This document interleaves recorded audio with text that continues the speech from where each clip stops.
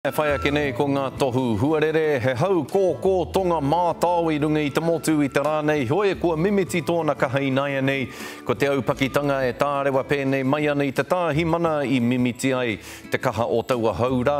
Ua ki muri hiku hei te poupoutanga popo. Nō reira, huri rawa ke ki ngā rohe, anei te ua ki waiho pai, hei te ata popo, taino atu ki te ahiahi āhua paki tonu ki e rātu rohe o muri hiku whānui a popo.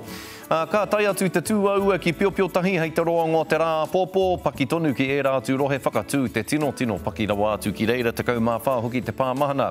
Rangi pai huarere kei te haere ake ki e nei a rohe a popo, anō nei kāre he kapua kotahi te rangi runga ake I a koutou e karema. E nei rohe nei āhua pai ki a koutou a popo, te āhua o te huarere a tūaua ki tūranga nui a kiwa hei te ata engari ka mau tērā hei te ahiahi.